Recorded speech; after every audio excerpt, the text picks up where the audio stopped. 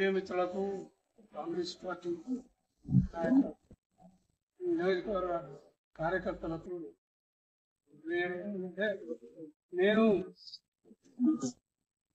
గతంలో 74 నుంచి నేను గ్రామ శాఖ కోఆపరేటివ్ చైర్మన్గా చేసుకునేవారికి ప్రథమంగా, తర్వాత 81లో నేను సర్పంచ్గా తీసుకోవడం జరిగింది.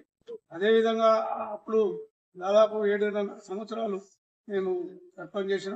ఆ తర్వాత నెక్స్ట్ తర్వాత కూడా 6.5 సంవత్సరాలు నేను సర్పంచ్గా కంటిన్యూగా చేసుకోవడం జరిగింది.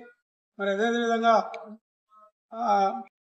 మూడోసారి ఎంపీటీసీగా చేసుకోవడం కూడా జరిగింది. ఈ ఎంపీటీసీ చేసిన తర్వాత నేను ఈ జనగామ మండల్ పార్టీ ప్రెసిడెంట్గా చేసుకోవడం జరిగింది. మండల్ పార్టీ ప్రెసిడెంట్గా చేసుకున్నాక తర్వాత కూడా బ్లాక్ కాంగ్రెస్గా జనగామ అండ్ గణపల్లి మండల్ 2 మండలాలకు బ్లాక్ ప్రెసిడెంట్గా జరిగింది. అది 2 పర్యాయాలు బ్లాక్ ప్రెసిడెంట్.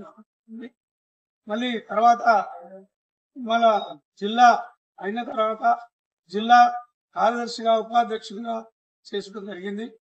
మరి ఏమిందంటే నేను ఒక 50 సంవత్సరాల కాంగ్రెస్ పార్టీ సుదీర్ఘంగా ఈ పార్టీలో మొత్తం ఏ పార్టీకి నేను పోకుండా ఈ పార్టీగా నేను చేసినాం. మరి గత 2 రోజుల కింద మరి పార్టీ అధ్యక్షుడు మన కొమ్మూరి ప్రతాప్ రెడ్డి గారు నన్ను ఒక వయసు రీత్యాలలో చూడకుండా నన్ను అవమానించడం జరిగింది. మరి నేను ఫస్ట్లో మరి ఏమిందంటే మన మార్కెట్ చైర్మన్ గురించి అడగడం జరిగింది. దాన్ని అడిగితే వారు నన్ను అవమానపరిచారు. అదేవిధంగా మరి ఈ నియోజకవర్గంలో మరి జరిగే కార్యక్రమాలు చూస్తే గతంలో మీ అందరికీ తెలిసిన విషయమే. మరి చర్యాల విషయానికి వస్తే కూడా చర్యాల మార్కెట్ చైర్మన్ కూడా మరి ఏ విధంగా ఒక అర్హులకు వాళ్ళు ఇవ్వడం జరిగింది. వారికి పార్టీకి సంబంధం లేదు, వేరే ఒక లేడీకి సాఫ్ట్వేర్ ఇంజనీర్గా ఉండే వారికి ఇవ్వడం జరిగింది. మరి నియోజకవర్గంలో మరి ఎవరైనా అడిగితే మీకు ఓట్లు పడ్డాయా, మీ గ్రామంలో ఓట్లు పడ్డాయా, ప్రతి వాళ్ళను కూడా మరి కార్యకర్తలను ఈ విధంగా అనుకుంటూ కార్యకర్తల మనోభావాలను దెబ్బతీసే ప్రధానంగా మరి కొమ్మూరి ప్రతాప్ రెడ్డి గారు మాట్లాడుతుండు. మరి అదేవిధంగా ఈ నియోజకవర్గంలో ఏదైతే మొన్న అభివృద్ధి కార్యక్రమంలో వచ్చిన ఫండ్స్ కూడా ఆయన మరి వేరే విధంగా అమ్ముకున్నట్టు కూడా తెలుస్తుంది.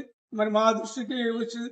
మరి ఈ విధంగా మరి ఏదైతే పార్టీని ఈ నియోజకవర్గంలో మరి ప్రజలను పార్టీ కార్యకర్తలను మరి దెబ్బ తీసుకుంటూ ఉంటే ఈ పార్టీ ఏదైతే నష్టమవుతుందన్న ఉద్దేశంతో మరి నేను ఇంత సీనియర్గా ఉండి కూడా మరి వారిని సరే ఇది కాదు పార్టీ కొనసాగాలనే ఆలోచనతో నేను మాట్లాడడం జరిగితే మరి వారు నా వయసు రీత్యాల కూడా గౌరవించకుండా ఆయన ఈ విధంగా మాట్లాడడం జరిగింది. మరి నేను ఒక పదవి గురించే కాదు, పార్టీ బలోపేతంగా ఉండి పార్టీని కొనసాగే విధానంగా ఉండాలన్న ఉద్దేశంతోనే నేను గతంలో కూడా వారికి ఎలక్షన్స్లో కూడా నేను చేదోడుగా ఉండి వారిని ఎన్నుదంటుకుంటూ నేను అతని గెలుపు కోసానికి మరి నేను తిరగడం జరిగింది. మరి అదేవిధంగా ఆయన పార్టీ ఓటమికి మరి ఆయనే కారణం, కానీ ఎవరు కార్యకర్తలు ఎవరు కారు. మరి ఆ విధంగా ప్రవర్తిస్తే రేపు కూడా మరి పార్టీ నష్టపోయే అవకాశాలు ఉంటుందని నేను కోరుతూ, ఇప్పుడు మీకు మార్కెట్ చైర్మన్ ఏమంటే కొమ్మూరి ప్రతాప్ రెడ్డి గారు అవమానపరిచారు కదా మిమ్మల్ని, ఏమని అవమానపరిచారు? ఏమనంటే నేను ఒకటే అడిగిన అధ్యక్షుల వారు, నేను గత ముందు కూడా ఒక అడిగితే అందరిని విచారించి మాట్లాడతా అని అన్నాడు. అనగానే నేనేమన్నా అంటే అన్న మరి నాకు ఇట్లా మార్కెట్ చైర్మన్ గురించి నేను మాట్లాడిస్తానంటే మరి ఏమైంది అంటే నువ్వేమని నన్ను అడగడానికనే మాట్లాడిండు. అట్లా కాదన్నా నువ్వు జిల్లా అధ్యక్షుని కాబట్టి నిన్ను అడగక నేను ఎవరిని అడుగుతా అనే విధానంగా నేను మాట్లాడమైంది. ఇక ఆయన ఆ విధంగా అధిష్టానం దగ్గర ఉంది అంటే అధిష్టానం దగ్గరికైనా పోయి నేను అర్హున్నా కాదా మరి నేను పార్టీలో నేనేం పార్టీకి నష్టం చేసిన మరి పార్టీకి ఏదైనా నష్టం చేస్తే నన్ను అడుగుండి, కానీ నేనేమి ఏం పార్టీకి ఇన్ని సంవత్సరాల నుంచి పార్టీని పట్టుకొని ఉంటే నాకు ఈ అవమానం చేసినందుకు నేను బాధపడే చాలా బాధపడే అవకాశం చాలా బాధ అనిపించింది. ఎందుకంటే గత 50 సంవత్సరాల నుంచి పార్టీకి సేవ చేస్తే, నేను నిస్వార్థంగా సేవ చేస్తే ఈ విధంగా మాట్లాడతాడా అనే బాధ నాకు కలిగింది. మరి మరి ఒక పార్టీ ఇవాళ నాలాంటి వారికి న్యాయం జరగకపోతే రేపు కాబోయే మరి పార్టీ కార్యకర్తలకు ఏం న్యాయం జరుగుతుంది అనేది నాకు చాలా బాధ కలుగుతుంది. మరి వారు విజ్ఞతగా వదిలిపెడుతున్నా వారు మరి ఈ విధంగా నడుచుకుంటే పార్టీ నష్టపోతుందనే ఆలోచనతో పార్టీ కమిటీతో చర్చలు లేకుండానే ఏకపక్ష నిర్ణయాలు జరుగుతున్నాయా? పార్టీలో ఒక కనీసం నేను గతంలో కూడా చెప్పడం జరిగింది. అధ్యక్షుల వారు మీరు ఏదైనా ఉంటే మండల పార్టీని మండలంలో అందరూ ముఖ్యులను కూర్చుండబెట్టి ఏ సమస్య అయినా తీసుకుని అని అంటే వారు ఏకపక్షంగానే ప్రతిదీ కూడా ఇవాళ మండల పార్టీ కానీ లేకపోతే జిల్లా పార్టీ కానీ ఇంతవరకు కూడా జిల్లా పార్టీ కూడా ప్రకటించలేదు. ఏ నిర్ణయం చేసినా ఏ పదవులు చేసినా ఆయన అభిప్రాయంతోనే ఆయన నిర్ణయంతోనే చేసుకుంటూ పోతుంటారు.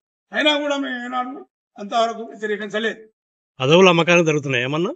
ఇక అది పదవుల అమ్మకం జరుగుతుందని అంటే అది లోపడే విషయం. మరి అది ఈ జనమే అంటుండ్రు. మరి దాన్ని ఇది వారి విజ్ఞతకే తెలియాలి, కానీ నేను అంతకన్నా ఎక్కువ ఏమనలేను. పదవులు అడిగిన అందరినీ కూడా అవమానం చేస్తున్నారు అని అంటున్నారు, అది ఎంతవరకు నిజం? పదవులు అందరినీ అంటే మరి నాకు జరిగిందని చెప్పగలుగుతాం, కానీ మిగతా వాళ్ళు కూడా మరి ఈ విధంగా అంటుండు.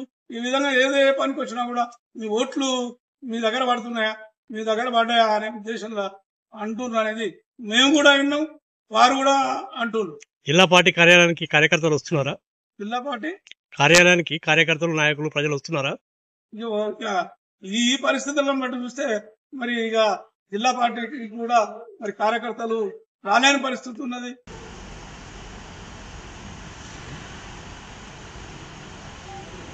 కాబట్టి నేను అడుగుతున్నాను, అంటే ఆయన టెంప్ట్ అయి నన్ను ఆ విధంగా అనుకొచ్చిండు.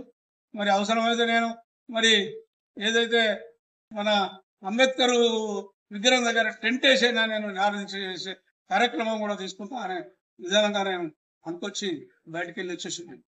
ఊరికి ఎందుకు వస్తున్నావు నువ్వు అని కూడా మాట్లాడడం జరిగింది.